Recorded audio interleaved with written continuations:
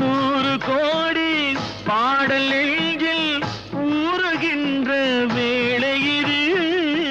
ஏடு போன்ற கண்ணம் கண்டு இதழ்களாலே எழுதுவது.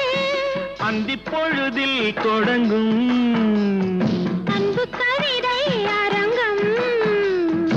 இளமைக்கு பொருள் சொல்ல வரவா? அந்த பொருளுக்கு மறு பெயர் உறவா? அழகுக்கு மறு பெயர் பெண்ணா? அல்லி மலருக்கு மறு பெயர் கண்ணா? தமிழுக்கு மறு பெயர்